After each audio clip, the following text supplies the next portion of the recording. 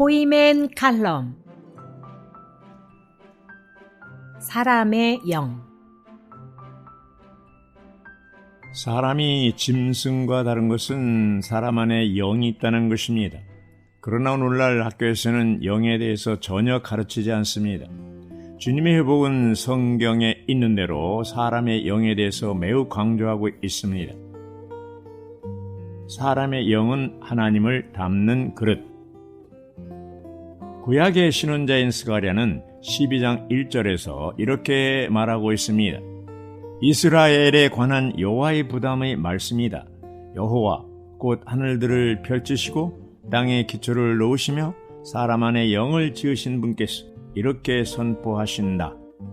이 말씀의 소리는 하늘들은 땅을 위에 있고 땅은 사람을 위에 있으며 사람은 하나님을 위에 있다는 것을 알 수 있습니다.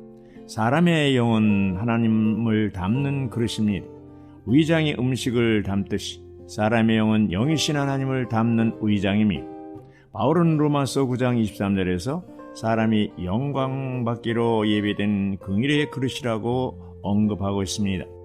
사도행전 9장 15절에서 하나님은 아나니에게 바울이 나의 택한 그릇임을 알려주었습니다. 그 말을 아나니에게 들은 바울은 사람이 하나님을 담는 그릇임을 알게 되었습니다. 인간 역사 안에서 신성한 역사를 이루고 계시는 와중에서 스가랴서 12장 1절과 같은 말씀이 있다는 것은 놀라운 일입니다. 이것은 하나님의 목적을 성취하기 위해서 영을 가진 사람이 필요하다는 것을 의미합니다. 하나님은 사람에게 하나님을 받아들이는 기관을 창조하실 필요가 있었습니다. 이것은 사람이 하나님의 경륜을 이루기 위해서 그리스도의 온 존재를 받아들이는 역량을 갖게 하시려는 것이었습니다. 그리스도는 놀라우시지만 우리에게 영이 없다면 어떻게 우리가 그분을 받아들일 수 있겠습니까? 오늘날 각종 사회단체에서 사람들은 그들의 영을 훈련하지 않습니다. 심지어 종교적인 단체에서도 사람의 영의 문제를 소리하거나 반대하고 부인합니다. 만일 우리가 우리 사람의 영을 소리한다면 하나님을 접촉할 길이 없을 것입니다. 하나님은 영이시니. 요한복음 4장 24절에서 주 예수님은 하나님은 영이시니 그분을 경배하는 자들은 반드시 영 안에서 경배해야 한다고 분명하게 말씀하셨습니다. 이것은 기본 원칙입니다. 하나님을 경배한다는 것은 바로 하나님을 접촉하는 것이고 하나님을 영접하는 것이고 하나님을 누리는 것이고 하나님을 체험하는 것입니다.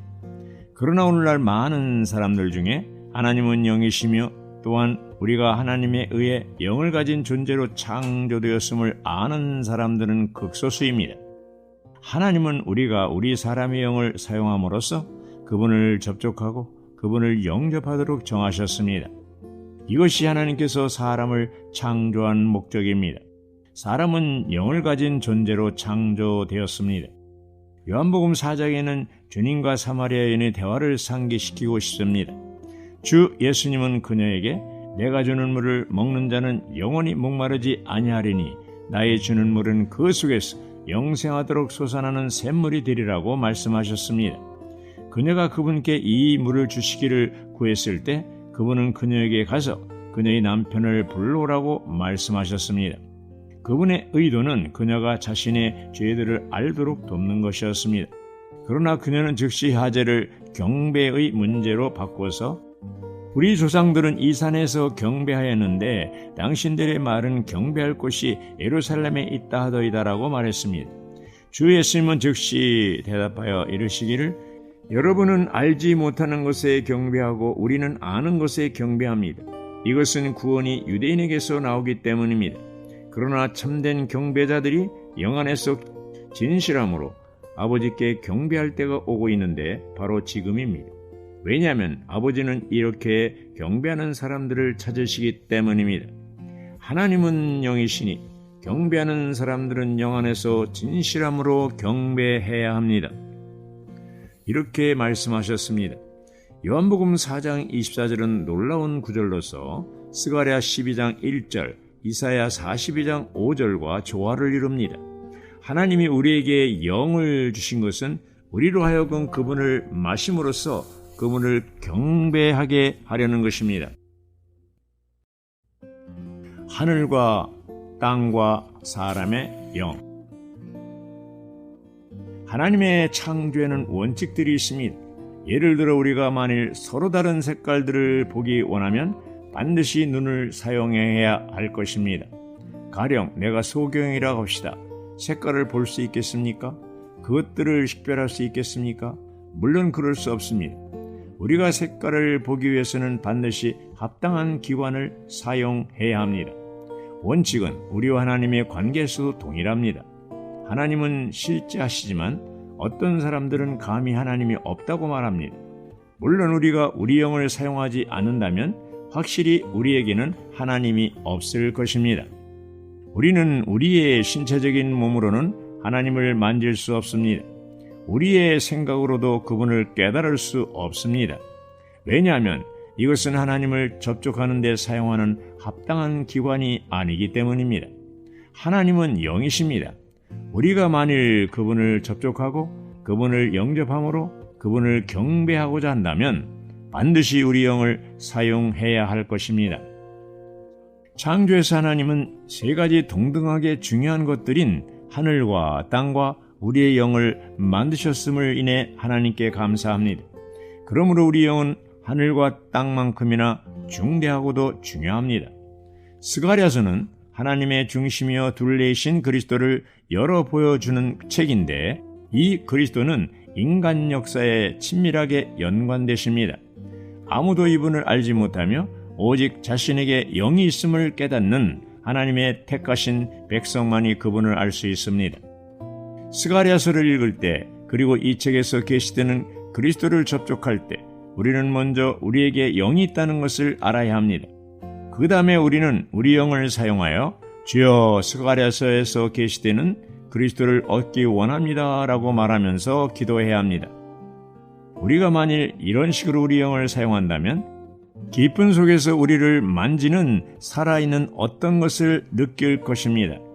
이것이 이 책의 12장 1절과 같은 구절, 즉 우리 안에 있는 수신기인 사람의 영을 온전히 주야라고 분반한 구절이 있는 이유인데 이는 우리가 스가랴서에 계시된 그리스도를 얻기 위한 것입니다. 스가랴서와 이사야서에 있는 사람의 영.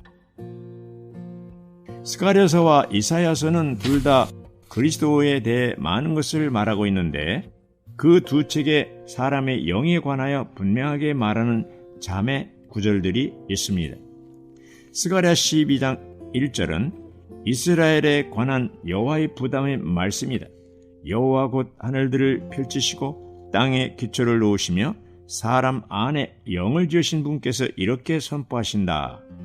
이것이 계시하는 것은 하늘은 땅을 위하고 땅은 사람을 위하며 또한 사람은 하나님과 하나 될 수 있도록 하나님에 의해 영을 가진 존재로 창조되었다는 것입니다.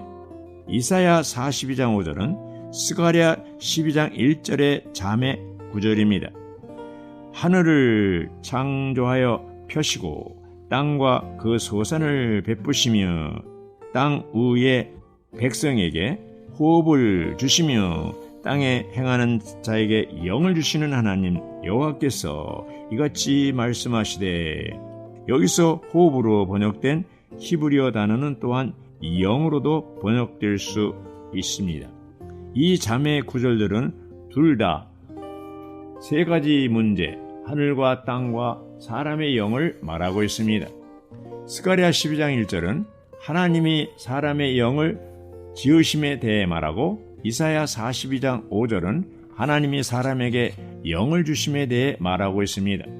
42장 6절은 계속하여 하나님이 사람에게 영을 주시는 목적에 관하여 나 여호와가 의로 너희를 불렀은즉 내가 내 손을 잡아 너를 보호하며 너를 세워 백성의 언약과 이방의 빛이 되게 하리니 라고 말합니다.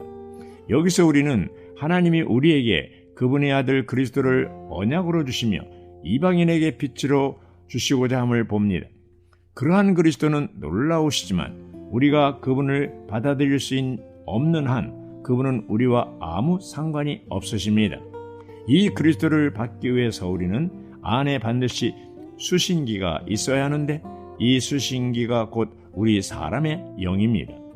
하나님이 우리에게 영을 주신 것은 우리로 하여금 언약과 빛이신 그리스도를 받고 그분을 누릴 수 있도록 하기 위한 것입니다.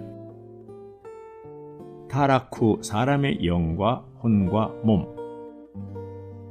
본래의 영은 혼과 몸이 그에게 복종하는 온 존재의 가장 높은 부분입니다.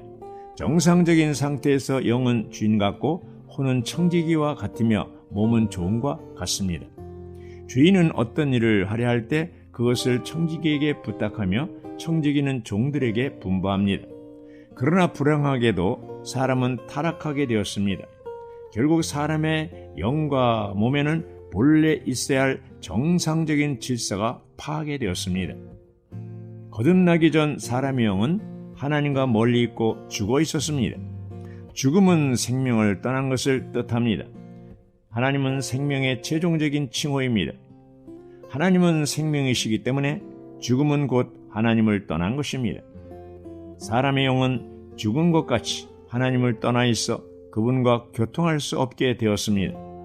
거듭나지 않은 사람은 육으로 난 육이기 때문에 마땅히 거듭나야 합니다.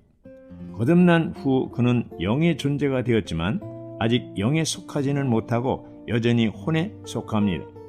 거듭남은 바로 성령께서 십자가 공로를 사람에게 더하신 그것입니다.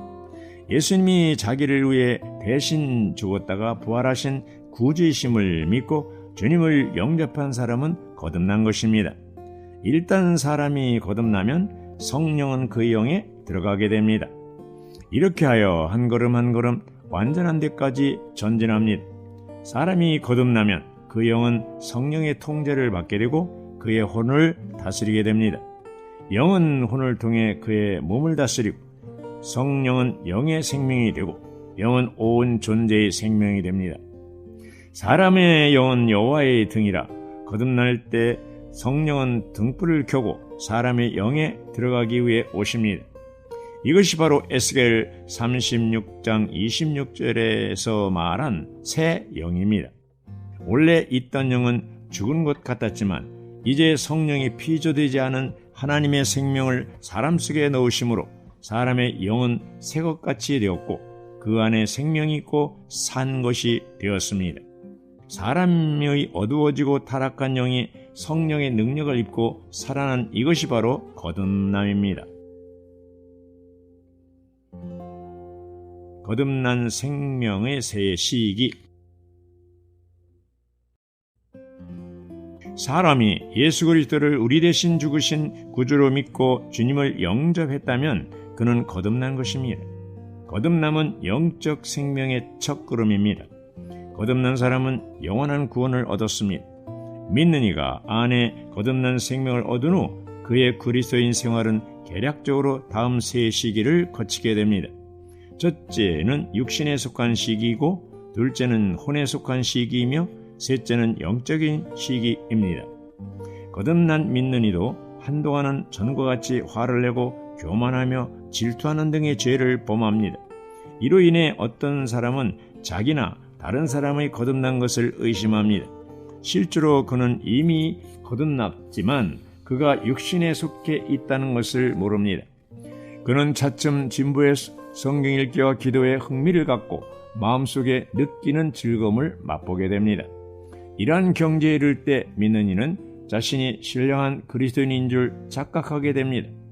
그러나 그는 그가 느끼는 이상적 세계에서 살고 있는 것일 뿐 여전히 혼에 속한 자임을 알지 못합니다. 후에 그의 안에서 성령이 이룬 더 깊은 십자가의 역사로 그가 자아를 조차 행하지 않고 오르락내리락 한 느낌을 주의하지 않으며 잠잠히 영 안에서만 살게 된다면 그는 영적인 사람이 됩니다. 육신에 속할 때 그의 주인은 육체이고 혼에 속할 때 그의 주인은 혼이며 영에 속할 때 그의 주인은 그의 영 안에 있는 성령이십니다. 아멘.